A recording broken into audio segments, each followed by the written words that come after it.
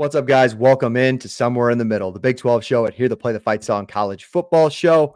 Appreciate you guys tuning in tonight. We have a loaded week 5 that we have to get to, but week 4 was too good. We have to go back and recap it as well. We have a loaded show tonight. Appreciate you tuning in, whether you're from UCF, West Virginia, Arizona, Utah, wherever you come from. Let us know in the comments what team you're representing tonight, and appreciate you tuning along. Like the video, subscribe to our channel here, Play the Fight Song. If you're new to us, we cover college football content each and every single week. We do live preview episodes on Wednesday nights.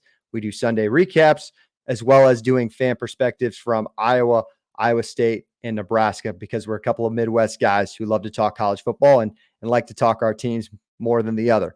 Iowa State fan, obviously, as you can tell, but tonight I put my bias aside and I just love to dive into Big 12 content and talk this conference because it's the most deep conference in all of college football, as Brett Yormark says, and we have a ton to get to, and the games are always the most entertaining each and every single Saturday.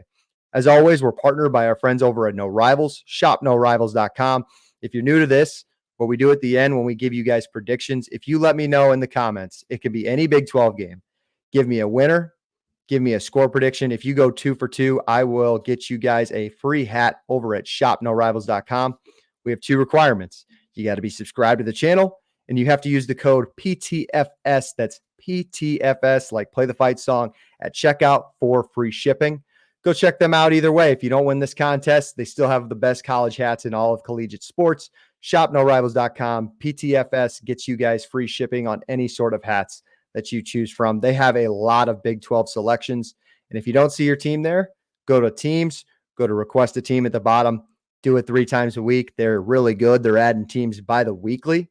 So if you guys stay on them enough, I'm sure they're going to add your team if they don't have it already as well. All right. What we're going to dive in tonight. If you're new to this episode, if you're new to this channel for Somewhere in the Middle, appreciate you tuning in. Like I said, what I cover in my week previews, in my weekly recaps, I give you guys winners of the week, losers of the week. I give you players of the week, offense and defensive side. Then we do week 5 previews this week. I'll give you predictions at the end. That's the fun stuff. That's what we tune in for. First of all, let's get started. Let's go winners first. I think you guys could probably tell where we're going this week. First one's got to be the Cougs, right? And I'm sorry, not the Houston Cougars, and they could almost be in our losers segment. Nope, the BYU Cougars, one of your one and only remaining undefeated teams in the Big 12 conference. They get a massive win in Provo Saturday night. As it always is, it's a tough place to play when it gets dark in Provo, and the record speaks for itself. BYU defeats Kansas State by a wide margin. I believe the score was 38-6. And after starting a little slow, they come back. Huge win for Kalani Sitake, who I think was not on the hot seat this year, but I definitely think it was a prove-it year for him, especially transitioning from a new league. First year in the Big 12 didn't go as planned. You know, you end with that big losing streak at the end. This was kind of a we belong moment, and I think it was really awesome. A ton of crazy plays. You have the punt return by, I think it was Kingston. You get a couple of turnovers for touchdowns. You capitalize on a couple. Jake Retzloff was really good for them. Huge, massive win for BYU. And I don't necessarily have some question marks with Kansas State, but I think they need to respond this week. Obviously, we will dive into that. Second winner, same crosstown rivals, right? Utah going on the road to Stillywood. They go to Stillwater and come out with a massive victory, winning by 3, 22-19 without star quarterback Cam Rising. I said last week in my preview and predictions, I had Utah easily winning with a high confidence level, but that was with Cam Rising as a starting quarterback. Would I have changed my prediction had I known Rising wasn't going to play? Maybe, but I thought Isaac Wilson played really, really well. I think he is a missing piece that offense needed last year. No offense to Bryson Barnes. It wasn't right. It wasn't the right fit. And it just, frankly, it didn't gel well enough. And it was a reason why they were one of the worst offenses in college football without Cam Rising. But you get back Brent Keithy. Micah Bernard was an absolute stud, rushing for over 180 yards, sorry. And just a huge, huge win for the Big 12 favorites going on the road, winning at Oklahoma State. Let's talk about some losers, because I think we don't want to be negative here, but I think that it's a lot more entertaining talking about the losing side, at least for this week, just from some of the devastating losses that were last week. And you know where I'm going with the first one. Baylor's my first loser of the week, and for a multitude of reasons. And obviously, it starts with the Hail Mary play. If you're a Baylor fan, and I'm recording this on Tuesday night, this will probably be in your guys' feed on Wednesday or Thursday. Either way, you're probably not going to get over this loss for a long time. And even if you get a win this Saturday at home, I think this one's going to sting for a while. And if you're Dave Aranda, I think it stings even more because this was again, everyone knows this is a hot seat year for Dave Aranda. That was well known. And it's losses like this that might cost you a bowl game and could ultimately cost you your job. Somebody asked me this weekend, I think it was our co-host Cam, he said, does Dave Aranda get fired after tonight? And I said, yes and no. Will he actually be fired? No. But will this cause him to be fired in probably a month when the fan base has kind of lost his patience? Yeah, I think it is. So Baylor's the big loser. You missed the kick, obviously, to go up 10. You get pretty much 2 cracks at it. Will Sheppard drops the first Hail Mary right off his chest. Second one, you still let the receivers get behind you, and LeJontay Wester makes one of the best catches, honestly, of the year. That was awesome to see if you're a Colorado fan, but Baylor is our first loser of the weekend. Second one, let's stay in the state of Texas. TCU, coming off of back-to-back losses, but this one stung. You play crosstown rival SMU. You're coming off of a game in UCF from which you had right in the palm of your hands, being up 28-7. And this was, to be honest, I completely whiffed on this one. You could say that I had Kansas State over BYU last week, and I whiffed on that one, but I was much more confident picking TCU last week than I was Kansas State. And hand up, I whiffed. This defense is just, something's wrong. They gave up too much on the ground. But honestly, let's go on the other side. They can't run the ball, guys. This might be the worst rushing offense in the conference. It might be one of the worst rushing offenses in all of Power 4. I think Cam Cook goes for 20-something yards. Josh Hoover's a good young talent. I think he's going to be one of the best quarterbacks in this league in maybe 1 or 2 years. But I think you're asking too much of a young guy to play this up-tempo offense and to throw as many times as he does without the help of a run game. And he's going to have mistakes like he did on Saturday. I think he threw 2 picks. If I had to go back and look, 3 fumbles, 14 penalties, just inexcusable stuff. And on top of it, Sonny Dykes gets ejected. And I don't remember the last time a football coach got ejected. Like, you see it all the time in basketball, right? It's a closed court.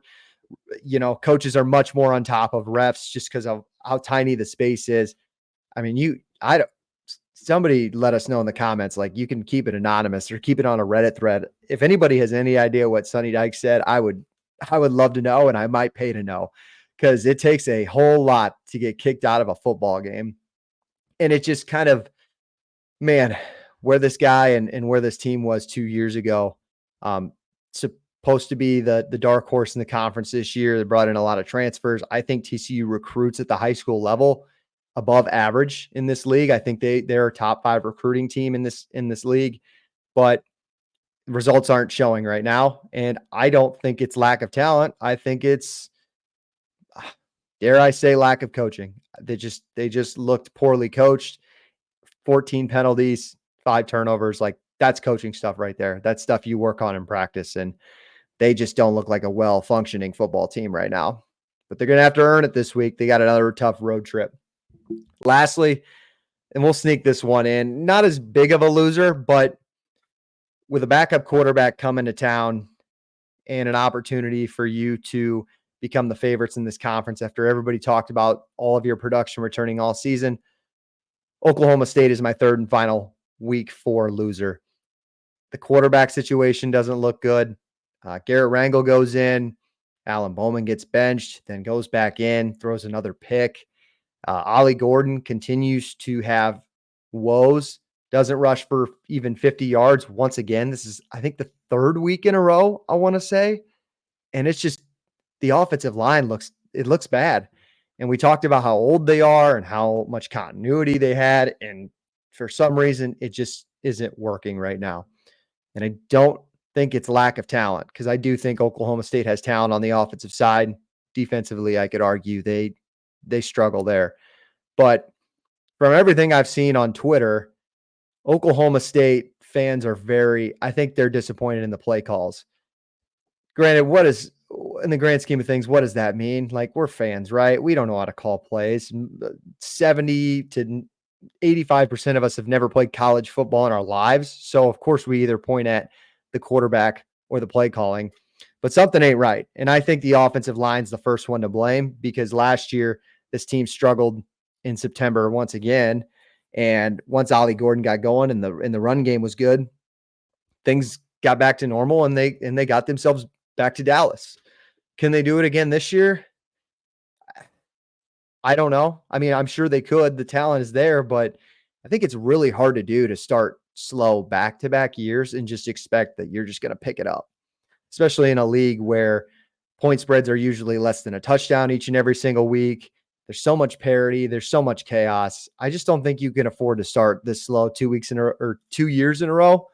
But maybe you'll prove me wrong. Mike Gundy's proven me wrong years and years before. He's been around in college football for a really long time. So if anybody knows what he's doing, honestly, it's got to be Mike Gundy, right? Offensively, player of the week.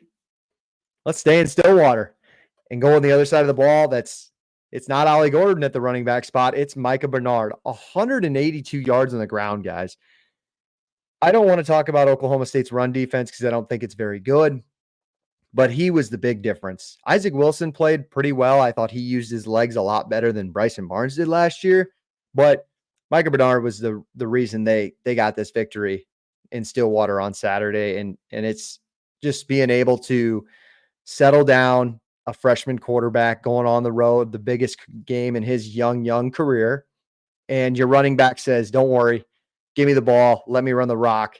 And Utah's offensive line continues to prove it's one of the best in this league. Defensively, let's stick with it. Both of my winners. It's got to be Harrison Taggart, the linebacker at BYU, absolute playmaker, 10 tackles, 1 pick.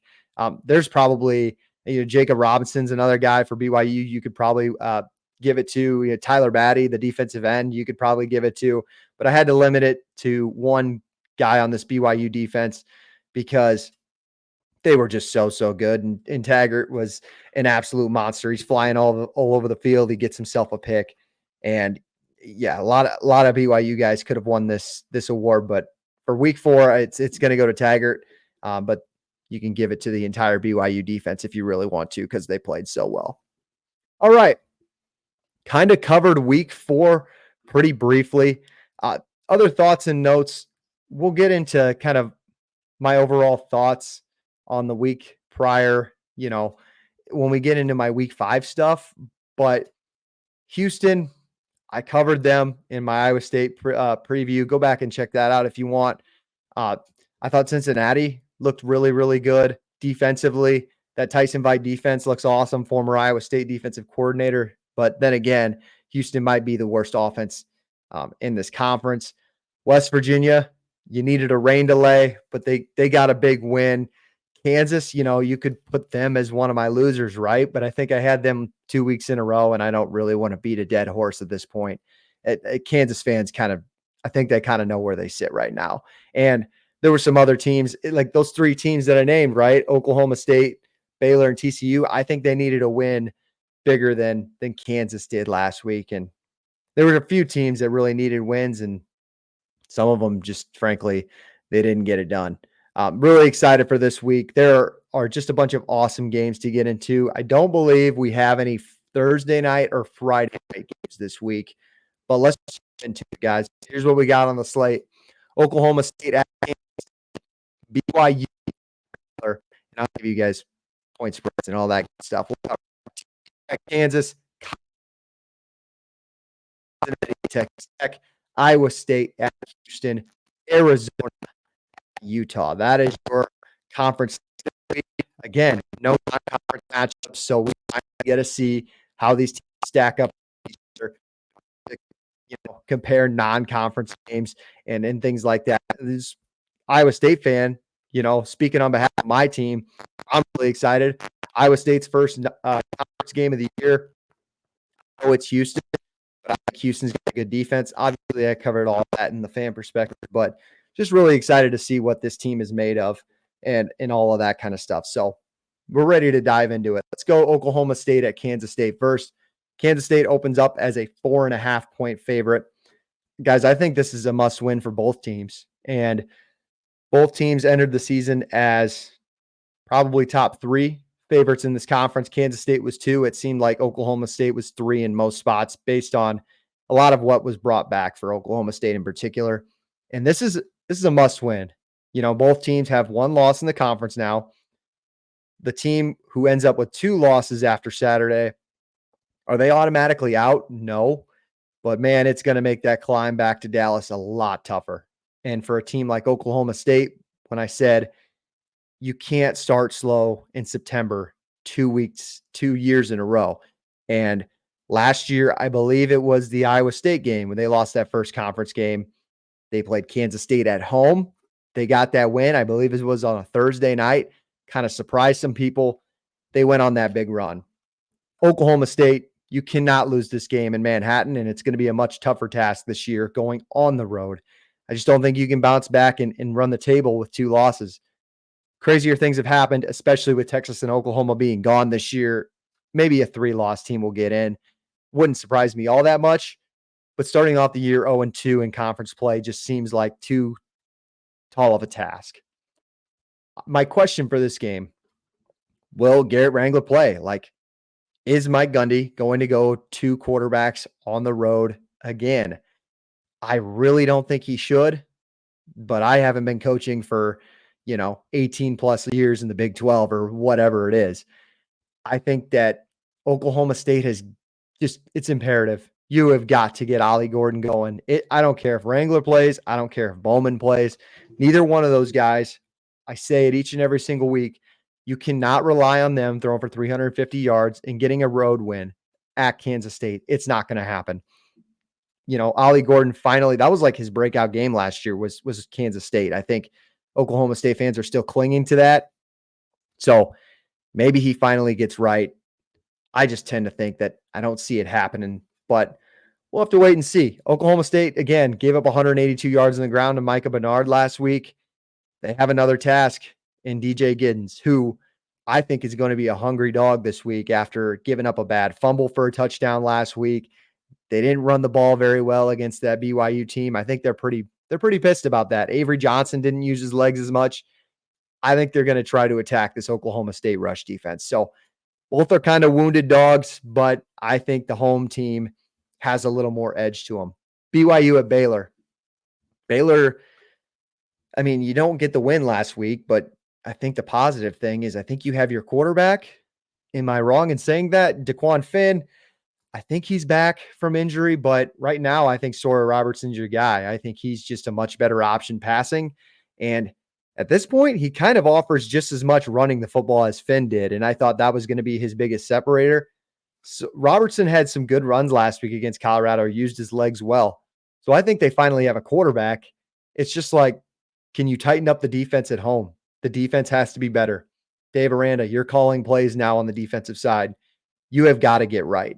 And I think you have an opportunity to do that this weekend when BYU comes to town, because BYU has looked good so far. I really like their defense, guys. I think they got weapons at defensive line, linebacker, and secondary, but they don't have an identity on offense right now. I'm not sold that they do. I think Retzloff is playing okay, but he doesn't play like a difference maker to me. Vegas says that BYU win was a fluky game because Baylor now is a 3.5-point favorite at home, coming off of a terrible loss at Colorado. BYU comes off an awesome win against Kansas State, and that just tells you what Vegas thinks. They're not buying it. They think the Bears are going to get it done. TCU at Kansas. Boy, oh boy, Kansas. How do they always end up in the dumpster fire game of the week for the conference? Last week, West Virginia, Kansas, both teams needed a win. Kansas ends up on the wrong side after a weird rain delay, and it's more apparent than now.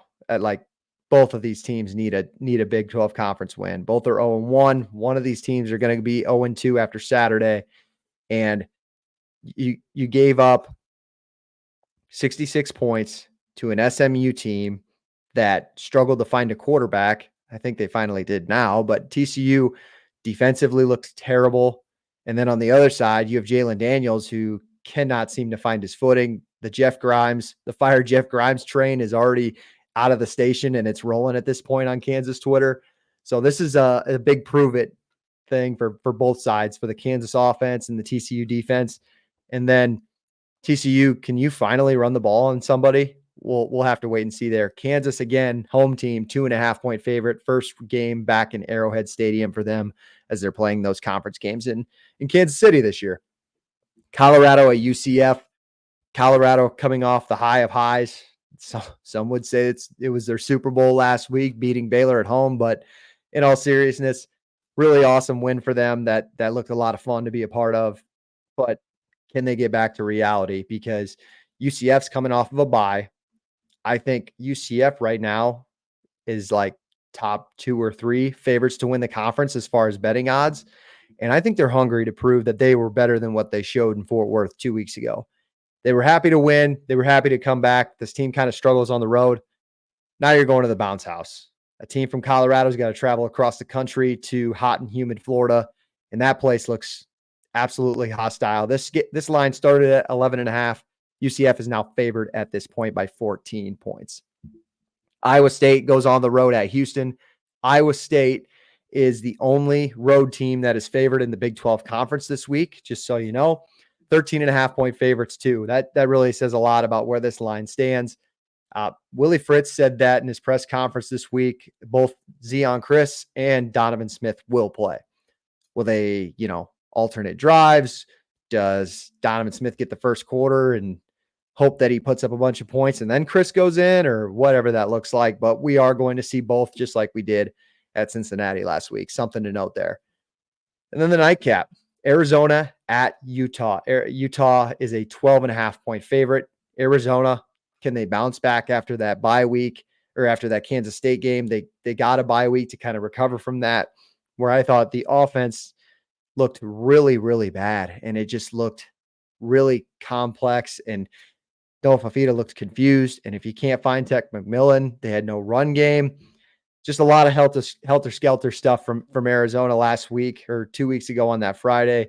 Now they got to go to Rice-Eccles Stadium, which 2 former Pac-12 teams, something they're used to, but it's definitely going to be a challenge. I think that's why 12.5 is where it is. And the status on Rising, if Kyle Whittingham doesn't have a gun to his head and doesn't have to admit it, he's not going to. So the status is unknown. Cam Rising was in full uniform last week. I wish I had any idea what that meant. It means he's going to be in full uniform again this week, I would imagine. But I'm going to say he's not going to play this week. But I was wrong in saying I thought he was going to play last week. So what do I know? I know somebody from Utah let us know on one of the socials. He's like, join the fan club, buddy. Not knowing whether or not Cam Rising is going to play. You just join the club. I think Utah fans are pretty used to this at this point. But I will say, I think Utah fans are a lot more comfortable with Isaac Wilson right now. I don't think he's a great passer yet, but you can definitely tell he's Zach Wilson's brother, man. He's got a little kind of, I want to say like Johnny Manziel to him, kind of just free flowing, kind of going out there trying to make plays. Sometimes to his detriment. I don't think he throws necessarily some of the best passes in the world, but his legs offer a much bigger dynamic to that offense this year that's much needed if you're going to replace Cam Rising. All right. Now we're getting to the good stuff, right? Prediction time. Just so we know, 4-3 last week from myself. I was on West Virginia, Cincinnati, Colorado. Thank you, Shedeur Sanders, and Utah. As much confidence as I had in Utah last week, like I said on our Sunday recap, I think that counts for like 2 wins for myself. But above 500, good start for the first Big 12 week. Let's see if we can keep it up. We're going to try to keep a total tally for my Big 12 conference predictions going on this whole year, and we'll see if I know what I'm talking about. All right. Before we get into all of our predictions, you know what you got to do. Let us know in the comments. We just rattled off all 7 of those games. Give me a winner. Give me a score prediction. If you nail 2 for 2 and you're subscribed to us, we will get you guys a hat over at our partners at No Rivals brand, the best collegiate hat in all of sports. Shop norivals.com using the code PTFS. Get you free shipping at checkout. As always, like the video, subscribe to our channel. We bring you guys college football content each and every single week. All right, prediction time. If you could kind of go where the tone of my voice was when I was covering this game, Oklahoma State at Kansas State. Do you guys remember? I'm sure you do because you guys are all diehards, right? And you love this conference. The last top 25 matchup in Manhattan when Oklahoma State traveled up there. How did that end up? Wasn't it like 45-0? Spencer Sanders just got absolutely rattled. The funny meme of Gundy's kid shaking his hands when he's about to take the snap. I kind of envision a similar thing on Saturday. Now, in all seriousness, again, I don't think Oklahoma State's going to lose by 20 points, but I think Kansas State's going to win this one convincingly. I think that they're going to control the run game. I don't anticipate Ollie Gordon getting going again. I think Chris Kleiman's still a little pissed about that last year, how they let that one get away, and I think they're going to slow him down. And again, I think DJ Giddens has kind of a chip on his shoulder that he's going to want to play well this week. You know, the Edwards kid, do you get him going too? Well, we'll have to wait and see. But again, I think they're going to use Avery Johnson a lot more in the run game this week, not relying on him to kind of make some of those throws because I don't think it's in his game at this point. But that being said, Kansas State wins. Give me the Kansas State to win. Give me Kansas State to cover. If you don't know this already, I just give you who's going to win because in the Big 12, everything's usually so close. So I don't really have to give you a cover. You know, if they're a 3-point favorite and I pick them to win, automatically means they're going to cover. Speaking of, BYU at Baylor. Baylor is a 3.5-point favorite. This one is a major trap game for Vegas. They're telling you right now, hey, BYU looked awesome last week. Baylor's coming off a terrible game or that terrible loss. Take BYU. Take them as underdogs on the road. Vegas has gotten me plenty of times in my day, and hopefully it is not going to be this weekend once again. I will take Baylor for a couple of reasons. I think that BYU still doesn't have an identity on offense. I think the BYU or the Baylor defense, the pass rushers actually did look good last week. That was one part of the defense I was impressed with. I think they can get after Retzloff. I think this is a very much a wounded dog, wounded animal, as Josh Pate would say, in Baylor, coming off of a devastating loss. Dave Aranda really needs this one before they travel to Ames next week. Give me Baylor to win. TCU at Kansas. Can I opt out of this one? No, I picking a winner on this. I'm going to go. I got to pick some sort of road team, right? I don't think I'm going to pick too many road teams. I'll take TCU just in the fact that I think that the Kansas offense situation is kind of more alarming than the TCU situation at this point. I'm hoping that Cam Cook can get going for TCU. I'm hoping that Josh Hoover doesn't throw as many picks again. I think that I trust Josh Hoover to be more conservative or to be more protective of the football than Jalen Daniels at this point. And that's not something I thought I would have been saying when we talked about these two teams in August. So give me TCU to win. Underdog, moneyline sprinkle, whatever you want to do. Go lay the Horned Frogs. Colorado at UCF. Again, UCF is a 14-point favorite. Not sure again when we're going to put out this video, but I'm assuming it's going to be after our live Wednesday episode over Play the Fight Song, where we do our best bets of the weekend. UCF is my best bet of the weekend. So sneak peek there, or you're just going to hear it late. I am laying the 14 with UCF. I think Colorado is coming off the highest of highs right now, and this defense could be in trouble because they really struggle against the run. And RJ Harvey might run for 225 yards like he did against Oklahoma State last year. I really like that aspect of his game.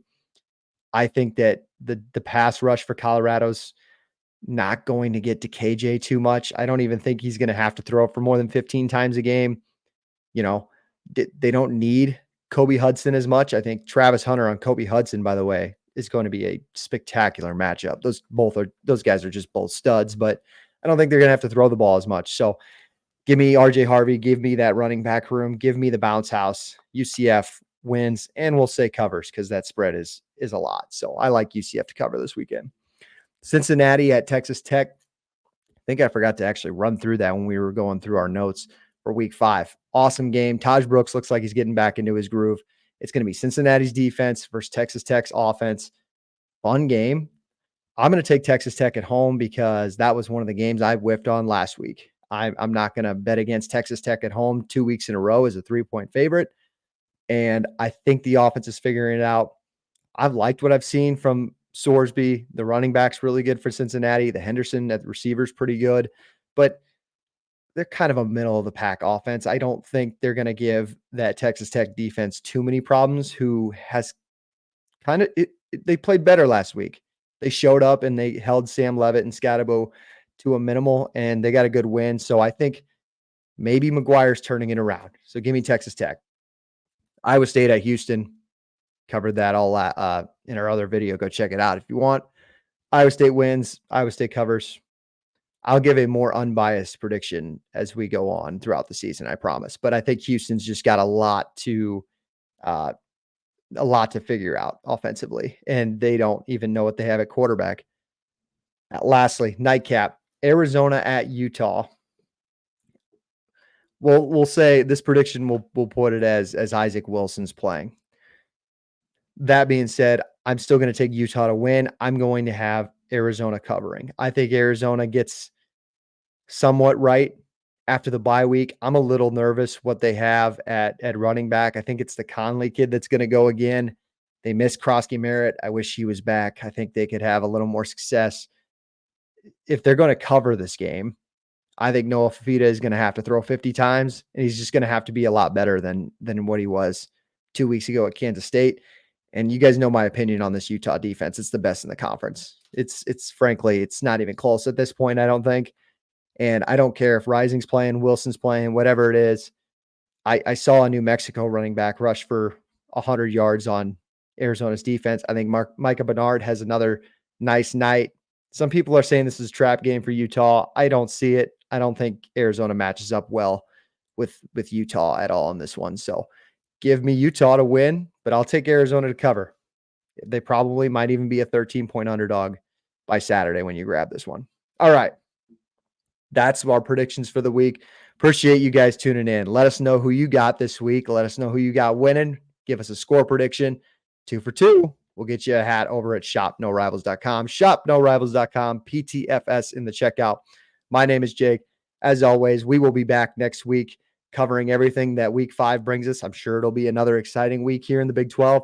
We will break down week 6 in the coming weeks ahead. Appreciate you guys tuning in. Join our live Wednesday episodes here, Play the Fight Song, and our Sunday live recaps as well.